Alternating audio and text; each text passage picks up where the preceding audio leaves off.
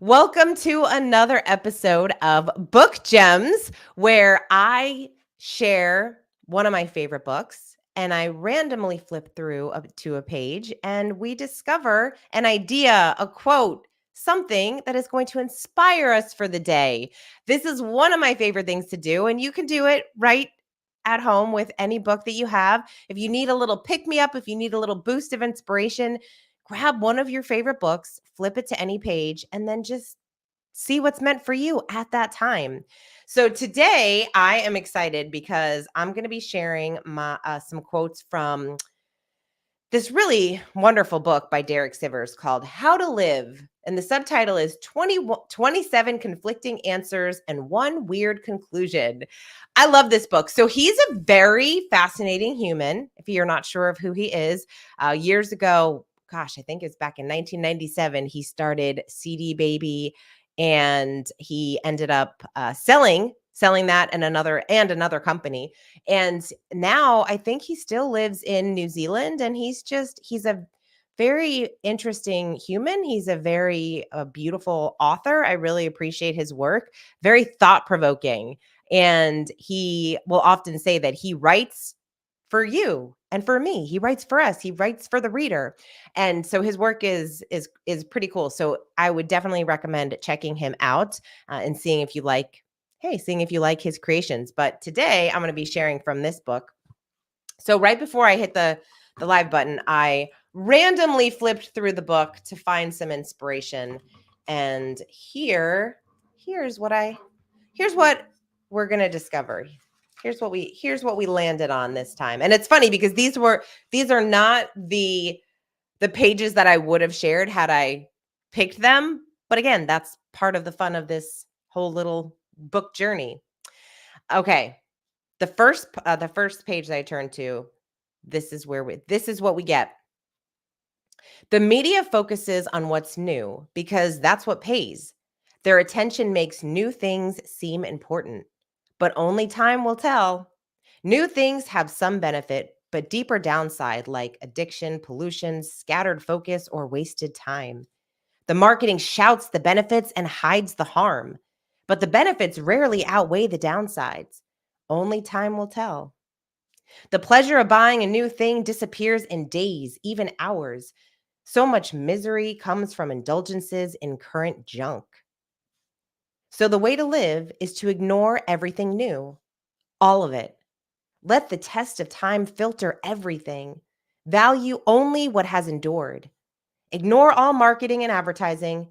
Nobody is pushing what really matters: friendship, nature, family, learning, community. The best things in life aren't things. I love this. Okay, so I thought there's so many things that come up for me when I read this, and I don't know about you and what comes up for you, but it's so easy for us to get caught in the distraction of buying new things, right? We've all had that experience where we get that little dopamine hit when we buy something new pair of shoes, new piece of clothing, something, whatever, something for our home, and we get that hit of dopamine because we get excited, and then it just fades so quickly, right? And especially today where we can just go on Amazon and get anything that we want at any time, and it's delivered to our doorstep, sometimes in hours. And so I love this idea of just letting go of the marketing. And this section reminded me a little bit of Ryan Holiday's book Perennial Seller, because what is a perennial seller? It's something that stands the test of time. It's work that stands the test of time. So when we think about some of the most classic books that we love, or the movies that we love, and they've stood the test of time for years and decades, and we still love them. We still turn to them. We love these movies. We love these poems. We love this the artwork and the books. And so I love this idea of ignore the advertising and let time stand still. Value only what has endured. Value only what has endured. And so this is an interesting way to think about before we just get so caught up in wanting to get something new. What are those things that are really, truly important to us? We're never going to not want great relationships, powerful friendships, doing really great work. All of those things are things that those stand the test of time, right? Like those are the things that make a beautiful life. All right, the second little quote, or these are more than quotes, these are just little sections. All right, here we go. Think of the legendary achievers, the geniuses, brilliant artists, record breaking athletes, or self made billionaires. Do you think those people were well balanced? Of course not. They focused all their energy only on one thing. That's why they were great. Pursue your mission at the expense of everything else. Nobody cares what you're bad at, and neither should you. Amplify your strengths. Nobody will see the rest. Keep the rest of your life boring. Drama is a distraction. Your personal life can shrink to almost nothing. Focus everything on your work. Mastery is not about doing many things, it's doing one thing insanely well. The more you take on, the less you'll achieve. Say no to everything but your mission. This is your one contribution to the world. All right, this I think is interesting because some of you might be thinking, what is he just encouraging us to be workaholics and we should only care and focus on work? I don't think that's what he's saying, but this is what I loved about the title, the subtitle of the book, because some of the advice that he shares seems a little conflicting. That's why the subtitle is 27 Conflicting Answers and One Weird Conclusion. I love that. So when we think about this, this is our opportunity to discover what this means to you. What does this message mean to you? Is there an opportunity for you to maybe get rid of some of the distractions in your life? Sometimes we want to do all the things, more, more, more. We're in this state of do more, be more, become more, make more, all of this, instead of getting rid of the distractions and focusing on truly what matters. And for those of you that are creators, your work matters. Your work and your contribution to the world, you think about that on a regular basis. But if we're out there and we're trying to do all the things and we're trying to be on all the social platforms and we lose sight of our work, of our contribution, we lose sight of our superpower and what we really could be focusing on, getting better at that work, making that work shine so that other people that discover it know that it's meant for them. I love this idea that that's your contribution to the world. And we get to become those achievers in whatever it is for you. Now, for some, this also reminded me a little bit of because I sometimes get really interested when I see someone who's super niche, right? Super niche focused. They have done one thing their whole career and they're excellent at it. They excel at it, and that is a beautiful thing. And but there's also something to be said about experiencing all of these different skill sets, all these different adventures in life, and taking everything that you've learned, and you get to bring that along with you on your next adventure, on your next journey. David Epstein wrote a book called Range, and that's what he really was talking about is this idea that you can be you can have all it's actually really helpful when you've had all these experiences. For example, I get to run a coaching company, and I love what I do. It's founded by an incredible entrepreneur, and from my time working at a chamber of commerce, and I've also had businesses, and I've run a marketing firm, and like all of these different things that I've done, it really helps me in the role that I'm in. So I get to focus on the things that I'm really good at, excel at, that help me get better in my career path, in my journey. So what does that look like for you? What are those distractions that you can let go of? And what are you really good at? What is your superpower? And this is a good exercise. It's almost like, what can you let go of so that you can put more time, energy, effort, and attention on the one thing? And if you're a creator, that might look like getting off of some social platforms and focusing only on one so that you can excel in that one area and get better at that one particular area.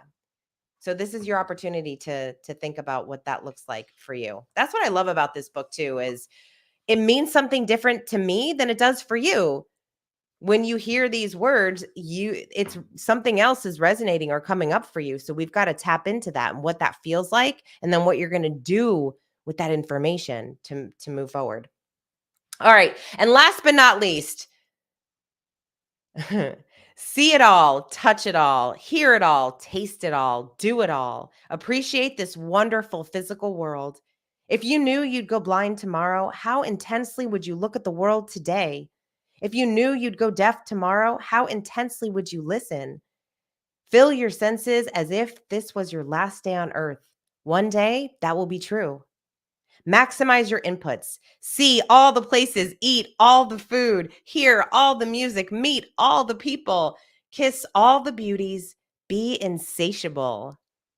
Be insatiable. I love this. This is it's be curious. Be insatiable. Have that insatiable hunger for life and everything that we get to experience while we're here.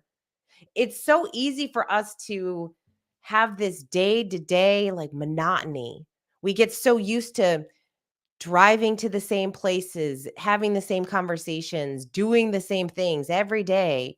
And we have to kind of switch our brain. And by switching our brain and giving us new experiences, that means we actually have to go out there and look for different experiences. Say yes. Say yes. Here, say yes to new adventures. I have this on my wall for a reason because it's a reminder to say yes to things that I might not otherwise, because I might be missing out on something really remarkable, really fun and exciting that life has to offer.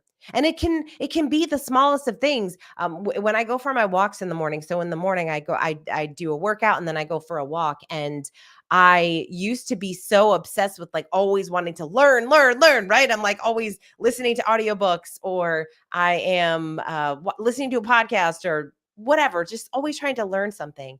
And over the past year, I've gotten a lot more intentional about not listening to anything and just allowing myself to take my walks. And I use it as a time of prayer and reflection and just listening to the birds, to the water, to the sound of silence, to the trees, to wind in the trees, like all the things that are just happening around me. And it's so different. And the days that I do that, I feel differently than those days where I'm constantly consuming and filling my mind with other things. So do all of these different things, touch, smell, see, like use all your senses and your experiences and see how that impacts your life and your day to day and your level of happiness, your level of engagement in life, your level of noticing. You're going to start to notice different things in the world that you have missed.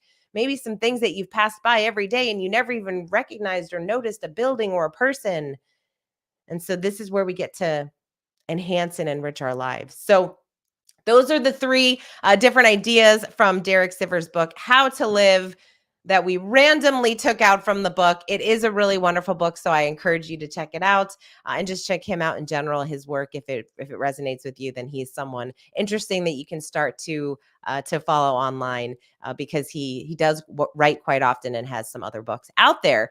So there you have it. I hope you found some inspiration in today's episode. Thank you so much for watching. If you are not yet subscribed to my channel, I would love for you to subscribe. I do this as well as a lot of other content to help you create a career and life you love. So until next time, go create something.